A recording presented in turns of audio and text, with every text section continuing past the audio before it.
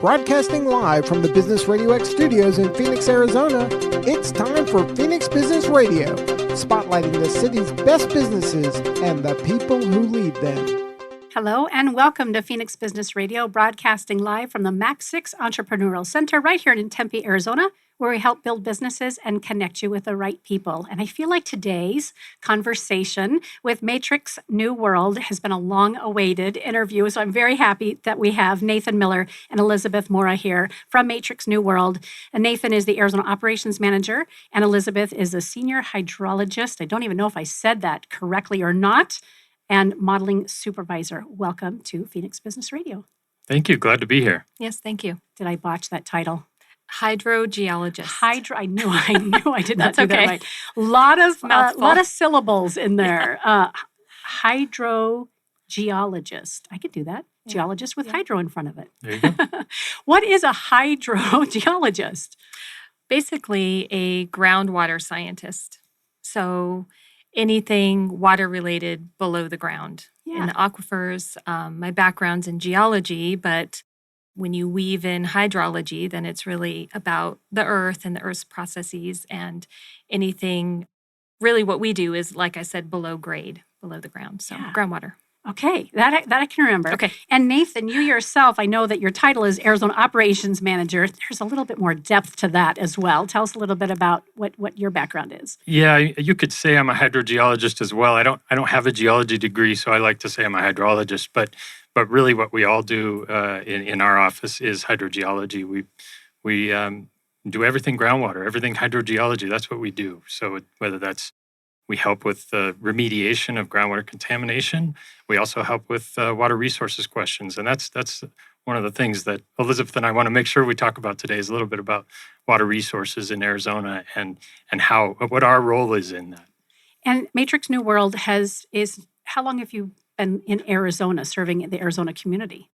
So Matrix New World has been in Arizona. I'm not going to get the year right, sure. But they acquired a company called Southwest Groundwater Consultants in 2015. Okay. Prior to that, the Matrix did have a presence here in the Phoenix area. I just don't know for how long, to be honest. But in 2015, the company that I was with, Southwest Groundwater Consultants, was acquired by Matrix, and we just grew from there. They acquired us. We're a team of hydrogeologists, and we became the hydrogeology hub for the company. Fantastic. I have a lot to learn in this segment. I'm aware of that. Before we get into those conversations so that we can help educate our listeners and viewers, I'd love to hear a little bit about what got you interested in this field. How far does it go back? I mean, is it something that you knew when you were sitting in a science class as a middle schooler or a high school kiddo that this is what you wanted to do? Either one of you can start. In college, I'm shopping around for a major. I'm flipping through the catalog. I see hydrology. Okay, it involves being out in the field. I get to do field work, but also involves math and science and computer modeling.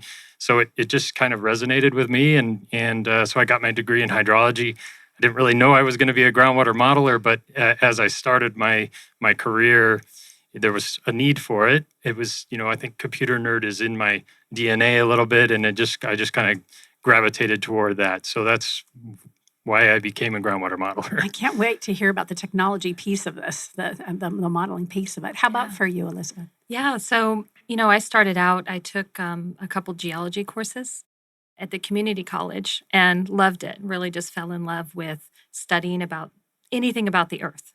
I mean, hydrology is just really one portion of geology.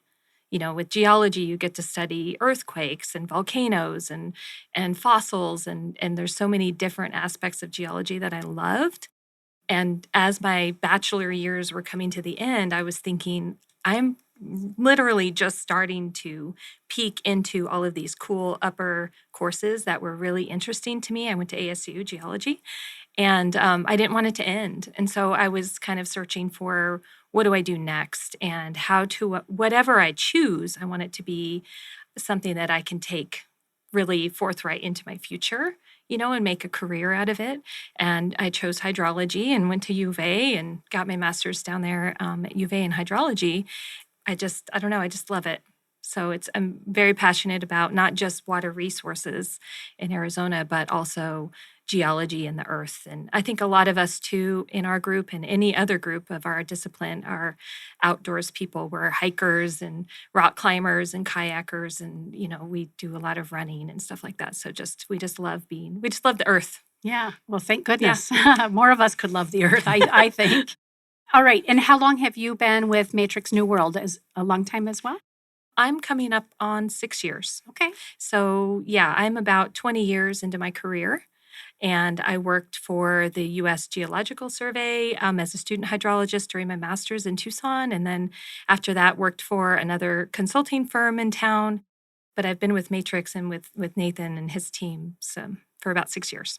And did your paths cross at U of A or different timelines? Different timelines. Yeah. All right. So let's back up the train a little bit. Nathan, you gave us a little bit of introduction to New World Matrix specifically.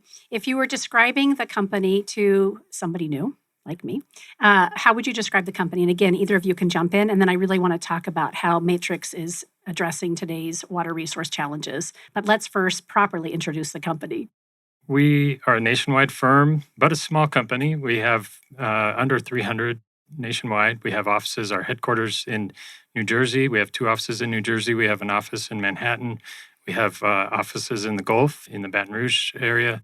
And then out here in Arizona, we have 3 offices. So the company does a wide variety of things. Each office kind of has its own specialties. Like I mentioned before, we're the hydrogeology hub of the company. But our other offices, we do a variety of things. It's environmental consulting is a big part of what all the offices really do. But there's different aspects of that. We do geotechnical engineering. We do offshore wind development, marine and waterfront engineering. We do wetlands mitigation in the Gulf. There's disaster response. There's a lot of things we do. I can't really talk much about most of those, but I can really talk about what we do in Arizona. Well, that's what we're here for. Yeah, exactly. I love it. Anything you'd add to that, Elizabeth? Yeah, I'm just really mostly involved in what we're doing in Arizona and the hydrogeology and the water resources aspects. So yeah, that's just really our area bag. Of expertise. I'm glad. Well, so let's talk about Arizona specifically. What do you focus on, and how important is it for us as community members and residents of Arizona? And that's a really broad question, but help me understand. I think it might be a general question. Yeah, what we do is a niche, and it is pretty specific, but it does fit into the broader community, and that's part of the reason why I wanted to come here and be able to talk about what we do and why it's important.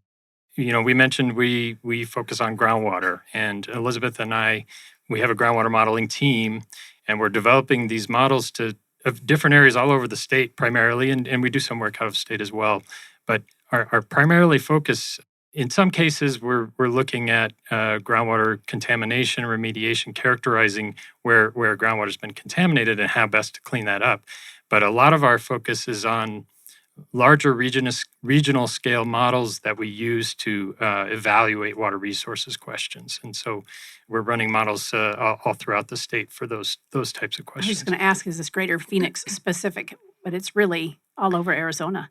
Yeah, there is groundwater throughout the state, and all of those, I'll call them pockets or basins with groundwater are important to our state. Are these underutilized resources? Are we learning more about it, or is it something that in the industry that people are aware that we have these resources available to us? I would say some might say that we're over using these resources. Okay. Groundwater is a lot of cases is a finite resource. We're pumping out more than is naturally replenished with rainfall and recharge.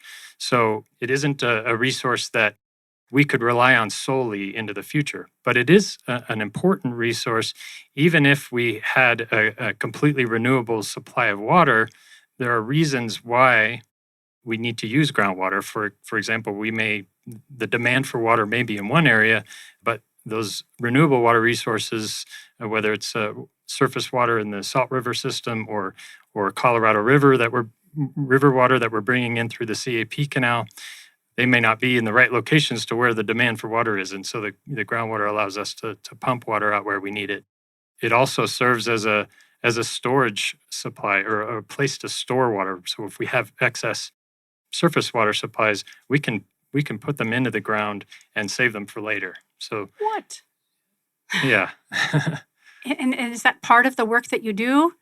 Fascinating. Yeah, we do a lot of water supply studies, cities, towns, developers, large nonprofit groups, but also a lot of recharge projects as well. So there's an obligation to replenish water back into the ground, into the aquifers, as a fraction of what you've taken out. So, and that may change over time, but a lot of what we do is also recharge water, whether there's earthen dug basins that water's being added to, and that water is then infiltrating down and recharging the groundwater down to the aquifer, or maybe injection wells where we targeting a deeper layer, we're building a well and pumping that water, injecting it deeper into the ground. So yeah, we do a lot of both sides of water supply projects for Arizona. And how much education do you find that you and your company do with either municipalities or regions or even business owners? I would imagine that it would require some education and helping people understand limited resources and where the resources are coming from, and even this piece around replenishing it. And you also spoke to obligation. I'm curious about, let's talk about education first, but also this obligation. I'd love to hear more about that. So who would want to speak to the education piece? Do you find that we need to educate more people, decision makers, lawmakers, and business owners? Yes. Good. A lot of municipalities, they are pretty sophisticated. They understand the water management pretty well, but then, there's definitely an education piece to what we need to do to communicate, why this is important. We may be hired by a developer who's seeking an assured water supply approval so that they can build a subdivision, but understanding why we're doing all of the things we're doing and why there are uncertainties and why it maybe isn't as straightforward as they'd like it to be. It isn't just a simple engineering project. It's a science, and there's uncertainty, and we address all of that. And we interact with the regulatory agency, Arizona Department of Water Resources, and the Arizona Department of Environmental Quality and others. So we speak to their scientists and help solve these problems for our clients. And you mentioned the obligation portion. So, and I mentioned assured water supply and subdivision. So in Arizona, you're required to demonstrate an assured water supply if you live within one of the active management areas. So the Phoenix area, Casa Grande, Pinal, and Tucson, Prescott, those are a few of the active management areas. In those areas, in order to develop a subdivision as defined by the Department of Real Estate, 6 or more lots for sale, you have to demonstrate that there's a 100-year assured water supply. So as part of that, some of those developers might be proposing to use groundwater as their source of supply. But in most of the AMAs, in order to develop based on groundwater, you have to actually demonstrate that you're going to replenish the aquifer for most of the water that you're proposing to pump to meet your supply. So that's kind of where the obligation piece comes in. Yes. And does your company then not only help figure out how that's going to happen, but also provide that as a service to make sure the water's there? Yeah, through all the permitting processes Okay. too. Yeah, definitely. We kind of a one-stop shop for that type of scenario that Nathan's describing. Yeah, fantastic. So why is groundwater so important then to our water supply?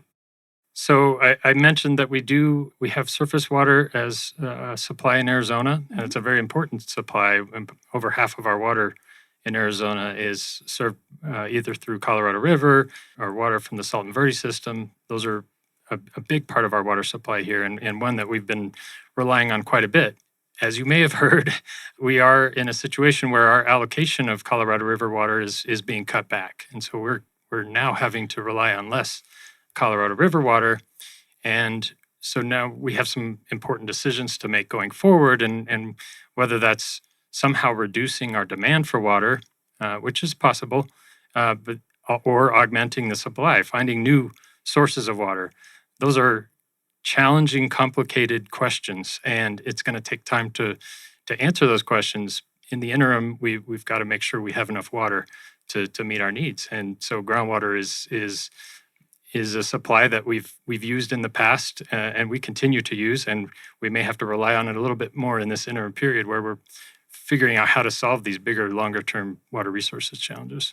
We forget we live in the desert. right? We are a desert. And this year in particular, we were talking about a little bit before we even went on air, how wet it's been. From my perspective, a general layperson, it seems like we've got plenty of water. I was talking about, the Tempe Town Lake and all this, rushing water. You look at it from a very different perspective. Tell me about that. What are some of maybe the misnomers or some of the assumptions we make that you would say, yes, this is all, you're wrong? Any thoughts around, again, the general layperson, to your point, we don't have the water that we're not allocated as much as we've had in the past. I think what I would say first to that is 1 year does not solve our long-term problem. So if we continue to have years like this year after year, we're good. Not likely, though.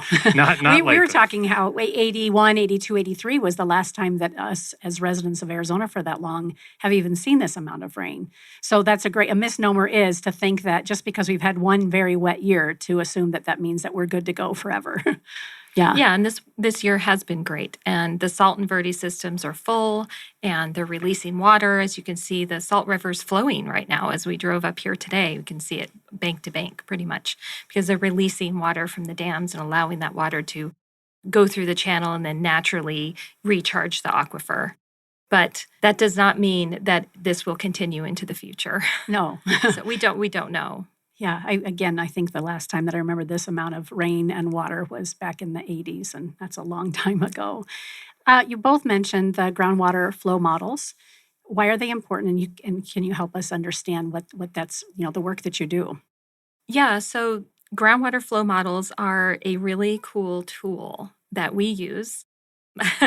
What that is, there's a lot of different inputs that are added into a groundwater flow model. So there's water coming into the aquifer and there's water that leaves the aquifer. So whether the water coming in is recharge through the mountain front, the edges of the basin where the mountains are and that rain comes in, or streams and rivers that flow through a given basin. Water that may leave that system would be pumping of wells, or maybe there's some sort of connection in the ground to an adjacent basin. So there's kind of a balance of water that's coming in and going out of any given aquifer or basin system.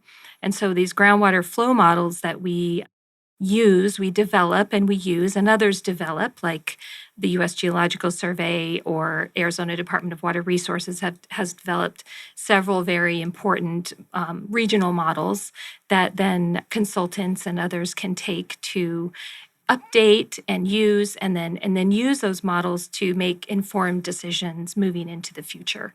So you can build these models, groundwater flow models, with all this input data that we know that's measured. We know where the water levels are in the aquifer, and we can calibrate these models to kind of current day standards, and then use those calibrated models to go into the future to inform decisions. It's real data is what I hear you saying. Real data. Not hypothetical, real. Well, I mean, to a degree, but I hear you saying that there's many factors that come into it, so it makes it it's real data that you can really count on. Yeah. Yeah. I mean, maybe we're using weather station data to look at relative distribution of precipitation along mountain fronts. And then from there, we can, you can calculate how much water do you think would be going into the aquifer of the mountain front recharge. Or there's gauges along streams and rivers that we can measure, mostly they're dry, but when they're not dry, there's an instrument there that measures the flow. And so we can use that as input into the model and know when those pulses of water come into the aquifer. So yeah, it's real data. And then the groundwater wells, there's thousands and thousands of wells across Phoenix even that are measured all the time to get water levels. So we can use those water level measurements to see where the water table is low or high or what the trends are over time and build all of that real data into the model. And your company, you yourselves also build these models as well? We do. Yes. Yes. That's a big part of what your role is. We build models. A lot of times we will also use existing models, make modifications or updates. Models are never completely done. There's always more work to do. There's more data collected. As the technology advances, there's more we can do with the models, and we can build them to be a little more precise and more capable as technology changes. So they're always adapting, and there's always there's always a new thing to do in, in groundwater modeling. And are there some specific types of groundwater flow models? It sounds like there's a lot of different models. Are there some that maybe someone like me would understand? Well, I will say that I started the first part of my career running what you call analytical models. They're, you can almost think of it more like you're building a spreadsheet with some numbers and applying some equations. You know, we learned some of these equations in school. The Tice equation is a very popular one that it's a way to be able to estimate how much groundwater levels will decline if you pump a well at a certain rate. And you can use those tools to simulate multiple wells and they get more sophisticated. So those are analytical models. They're basically solving an equation. Then there's numerical models, which actually are also solving equations, but they're doing it by we're breaking up the Earth computer simulation into discrete quantities. You know, we have a grid of cells that represents different locations and also different layers that represent, you know, layers of the Earth. And so we're building in information that represents what are the hydraulic characteristics of each of these pieces of Earth.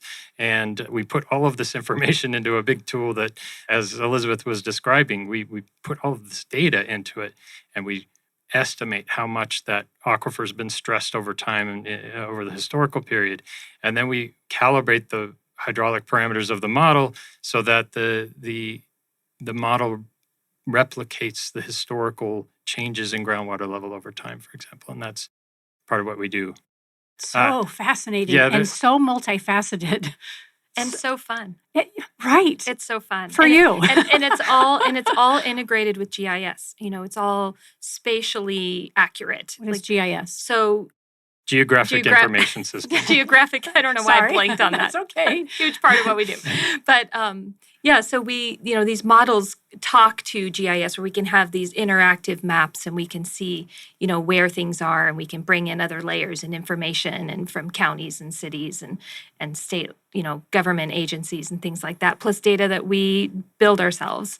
So it's really fun and you can see what you're doing and there's these graphical user interfaces that are developed that allow us to also kind of slice the Earth and look at what's going on in cross-section view in different ways. So it's a very fun and diverse discipline. And you have to be highly skilled. Well, we understand the data. Yeah. So that's a big part of what our job is, to understand the data, but then also find efficient ways to get all of that data and encapsulate it into one groundwater model.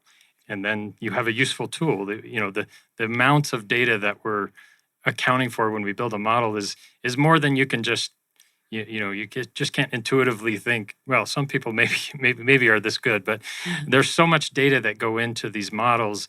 You need a tool. You need a sophisticated tool that can account for all of that simultaneously. And so it's a way to integrate data that comes from, our geophysical logs and our geologists do logs of the material that comes out when we drill wells. We put all of this information together and the groundwater models is the tool we use for that. And as you continue to move forward in your careers and continue to help states, not just Arizona, get a better idea of how to use the resources, where they need to go, what do you look forward to as far as groundwater flow modeling and the next iteration of, like, over time, what else do you look forward to it being able to do?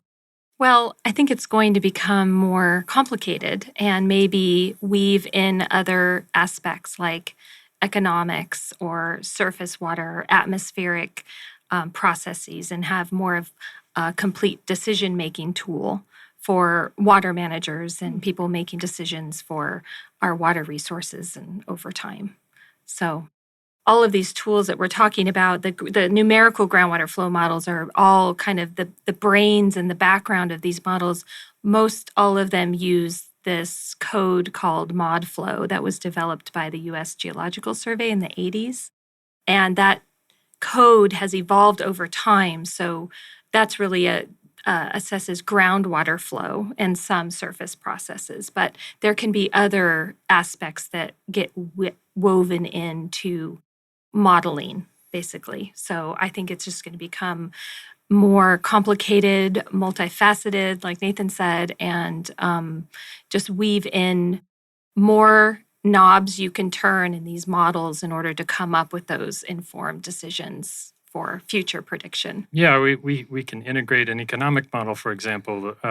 We can look at, groundwater. As the groundwater levels decline over time, it means it's going to require more energy to pump that water out of the earth, and so it's going to cost more. And so you can, if we start to integrate and couple these models with, like she said, atmospheric models or surface water models, but also economic models, it can be used to answer a lot of different types of questions, or look at answering these, what we're starting with, groundwater model questions. We can make it more broad. Like, we could, if we couple it with an atmospheric model, we can then look at scenarios of, well, let's say the climate changes into this territory. What does that mean in terms of aquifers, and how is the groundwater going to respond to that? There's a lot of things you can do as computing power increases over time. We've already been able to do a lot more than we used to, and looking at characterizing the uncertainty of our models. You can think of, when you run a predictive modeling scenario, we can't predict the future. It's kind of like you think about a weather map, and you have the storm trajectory on the map, and as time goes on, that projected path it's a wide range. You can think of groundwater models in the same way. When we run out and predict 100 years into the future, there's pretty big error bars on what we're able to predict. But with more computing power, maybe AI will take this to another level. We're able to actually better characterize what we don't know when we're running these predictive Run those scenarios. Yeah. Yes. I was curious about AI and how that might fit in here. Any thoughts about that? Any predictions around AI and how it influences or impacts your work? Yeah, but part of my thought on that, so as a nerd, I'm definitely thinking about AI. One thought on it is my job safe? We're all thinking that. Yeah. I do think, because of what we do is somewhat of a niche, it might take some time to get there. But I do know some modelers are looking into machine learning and how they can be used to make our models better. And so I do know that I'm actually excited about it. The technology is exciting, and I'm not exactly sure where it's going to go, but I'm kind of looking forward to wherever it does take us. Yeah. Elizabeth, any thoughts around AI? Or are you going to leave that one alone? Yeah.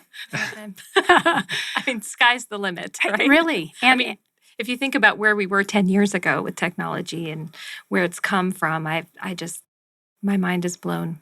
I would love to play on that for a second. So you two have been at this for quite a few years. How has it changed? I'd imagine the technology, I mean, you kind of have alluded to it, all the possibilities. But when you started, either while you're going through grad school or your first job, what was it like back then as it relates to groundwater flow models? Was it paper and pencil and sketching? Have you been around that long? Old. All right. And dinosaurs were walking around in the backyard. Just kidding. Maybe a little funny story here. So I started in 1999 working for Southwest Groundwater Consultants. And when I started, I had just come from taking a GIS class in school. So I knew about some of the newer technology. And, we can make maps and informed maps that have data that are linked to them.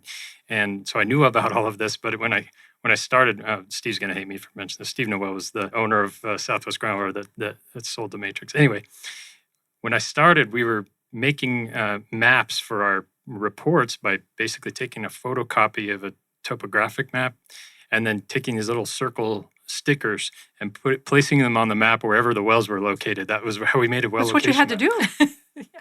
I love that back in the day. And it took me a little bit to convince Steve that we needed to start doing these things with GIS, but we get there. And so that's one example of, everything has just become more capable with computing resources. And, now when we're calibrating groundwater flow model, for example, we're connecting all the computers in the office, and the number of CPUs determines how quickly you're going to calibrate the model. So the more, anyway, I'm nerding out a little bit. No, I love it. You get a lot of computers helping solve your problem. You can answer a lot more questions. You had something to add. And the integration with GIS. I mean, everything's in databases. So and it wasn't like that back then. No, and geodatabases. So everything's georeferenced, and you have everything has a spatial coordinate and projection to that.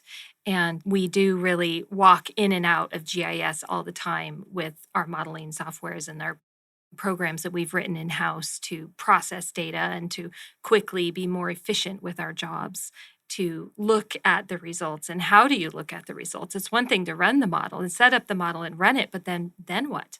So now you have this result and you have to interpret that and massage the data that comes out of the model into something that makes sense. And makes sense not only to your team, but to the developer or whoever has hired you to come and bring this data to them so they can make some wise decisions. Yeah, fascinating.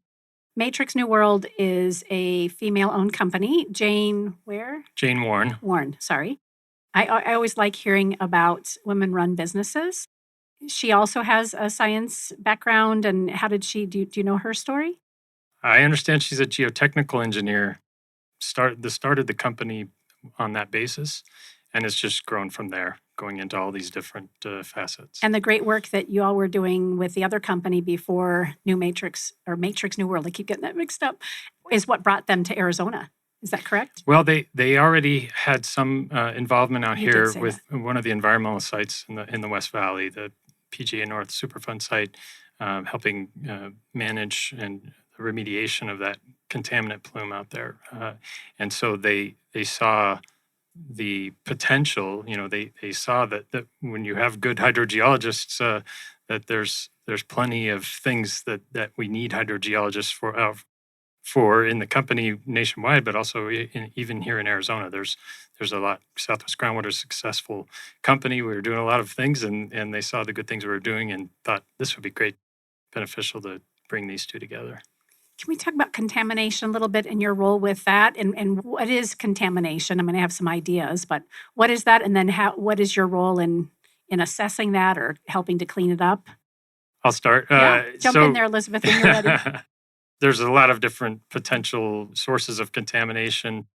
I mentioned the PGA North Superfund site, so that's a particular location out at the airport where historically, we didn't know that some of these chemicals were harmful, and in the past there was potentially, folks would release those chemicals out into the environment, and those chemicals would find their way into the groundwater. And we've since learned how harmful some of these chemicals are, and so our job is to help characterize the contamination, how far it's moved in the groundwater or in the unsaturated zone above the aquifer.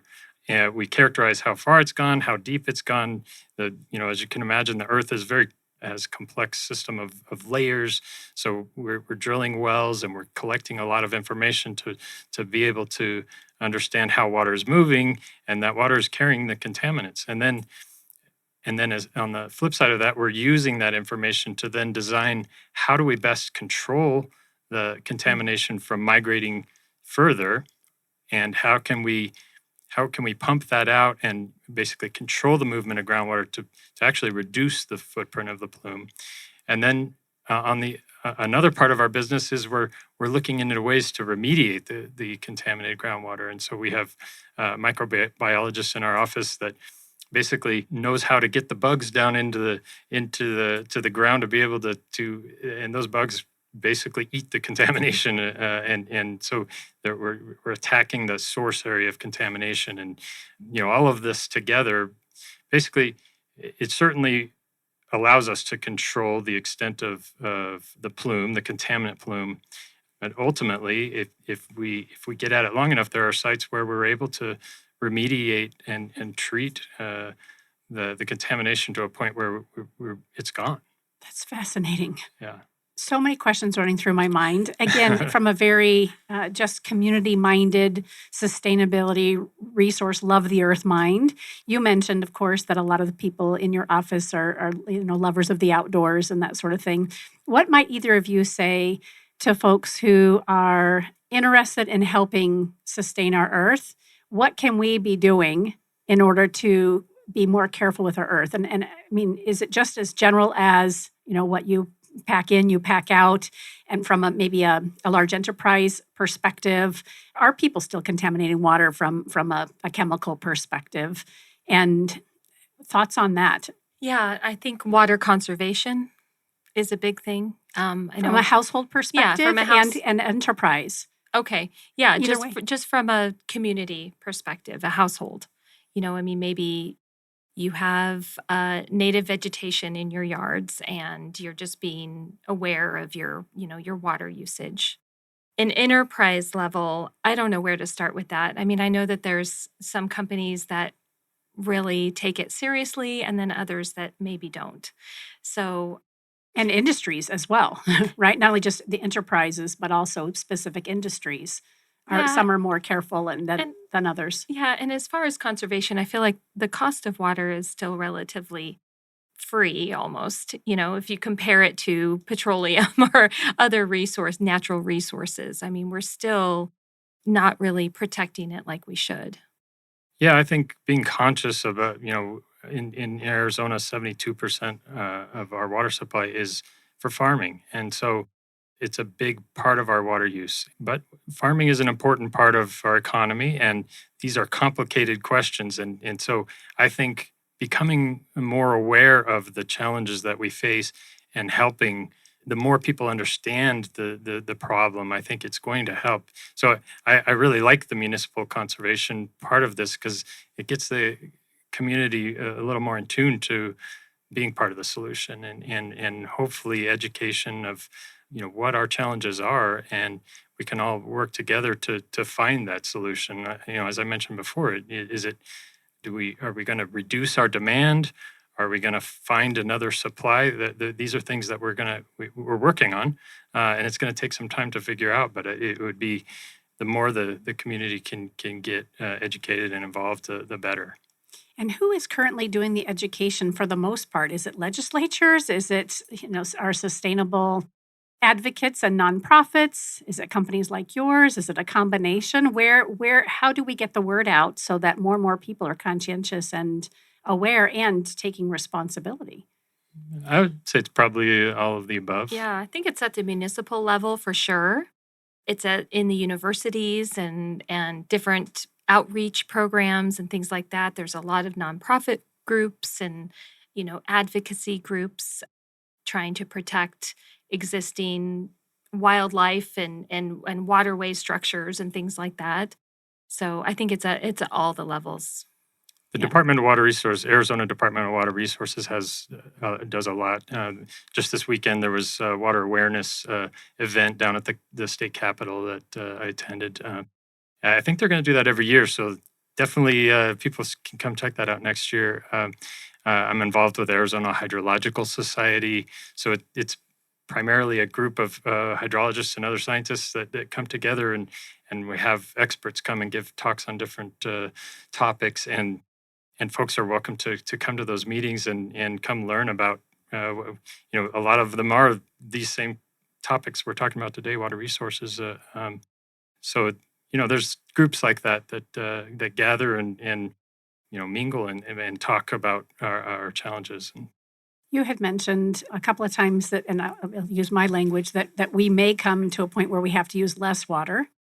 How does that happen? I mean, it has to happen with education. I'm going back to, I want to say maybe the 70s when I was a young kid in Northern California.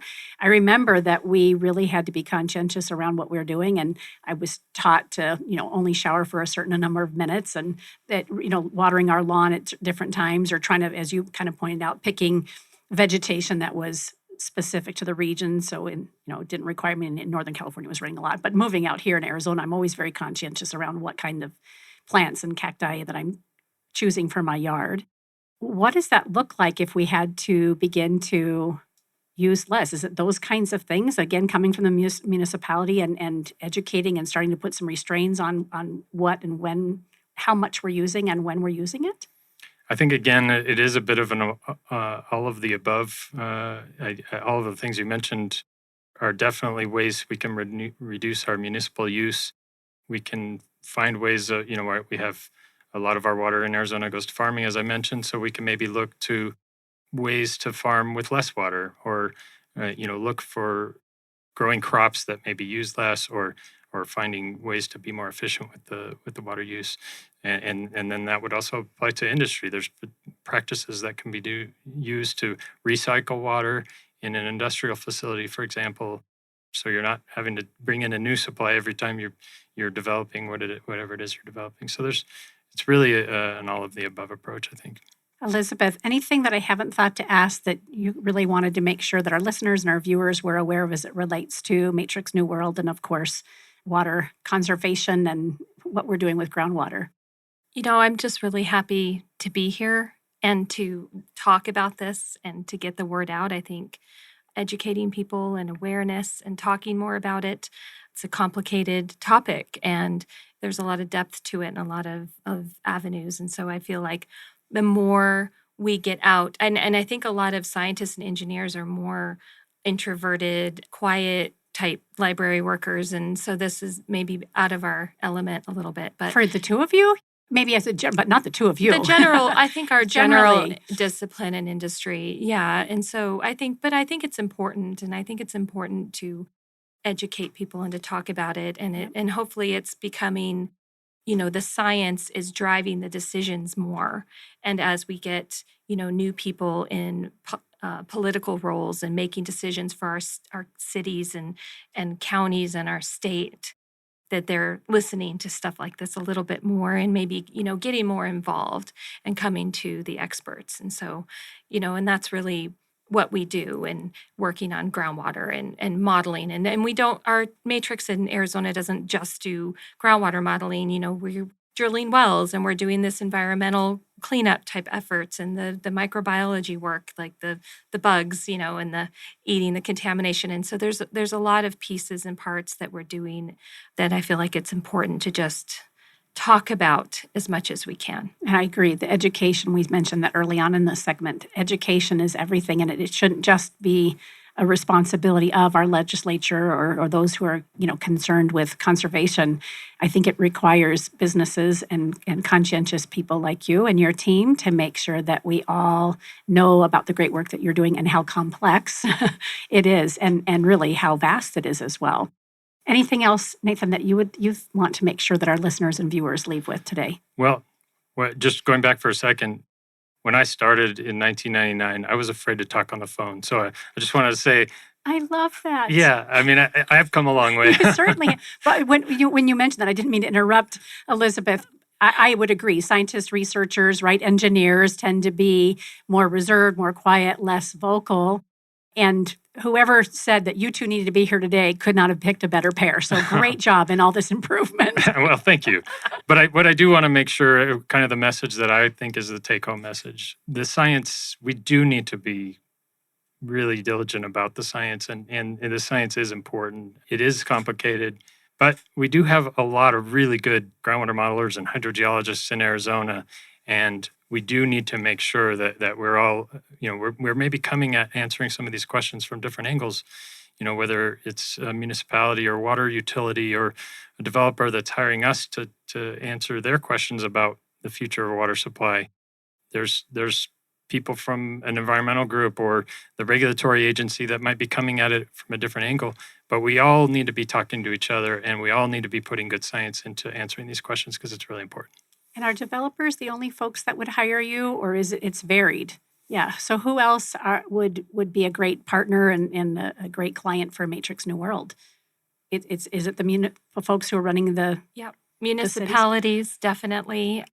There's also watershed partnership groups for different areas, the counties, the cities, any water provider.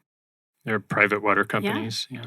For our listeners and our viewers who have come to listen to Nathan and Elizabeth speak today, to Nathan's point a moment ago, how really this is something that we have to continue these conversations. If there's something that you've heard today that these two professionals have shared that you want to elaborate on, when you hear and see this, whether it's on LinkedIn or any of the major podcast outlets, it would help if you chime in and you comment and be sure to share your thoughts around it. And let's keep the conversation going that way. Probably, I don't know, we've had over 2,000 shows come out of Phoenix Business RadioX, not all that I've hosted. Our clients do it as well. in 6 years. I don't think I've ever encouraged people to do that. So this is a first. And I think that's a great way to keep this very conversation going. You've mentioned that it takes a team and it takes a lot of different players. It's one big ecosystem. So this isn't just about Metrics New World and the two of you specifically. This is around how do we keep this conversation so more and more people are educated and aware and taking responsibility for. And that'd be a great way to do it. So when you come and listen, if you would just, pop in and add your 2 cents or ask a question of our experts, it would be great to keep that conversation going. I'm so thrilled that I thought, now I can't wait to see how that works because I've never done it before, but it seems like that's one great way to keep this conversation going. This has been fascinating. I'm glad that you are happy to be here. I hope Nathan is too. We're really glad that you I am. you I'm do, thrilled. do This is fun. and truly, you're both not only great at what you do for the industry, but also very comfortable people to talk with. And so I'm glad that again the powers that be that said it was come time to spend with us. We're glad you did that. Where and how do people stay in touch with you and Matrix New World? What's the best way? LinkedIn? I think that's where we might have connected. Yeah, I think we're on all of the social media platforms. LinkedIn's a good one. Our website is www.mnwe.com. Yep. And Twitter and Facebook, and look at that, and Instagram. Yeah. Whoever's doing your marketing, well done, people. Excellent. So Instagram, Matrix New World. And then same thing with Twitter. And it looks like it's just one W, right? Matrix New World. That's right. Yep. Okay. Important to note. And Facebook as well. And then are both of you as professionals, Nathan Miller and Elizabeth Mora, on LinkedIn as well? Yep. Yes. Yeah. So good. Thank you again Yes. for being here. Thank you so Very much. much enjoyed Thanks the for having us. conversation. Absolutely. You've been listening to Phoenix Business Radio, broadcasting live from the Max 6 Entrepreneurial Center in Tempe, Arizona. Some media leans left, some lean right, and we lean business and groundwater. Thanks for listening.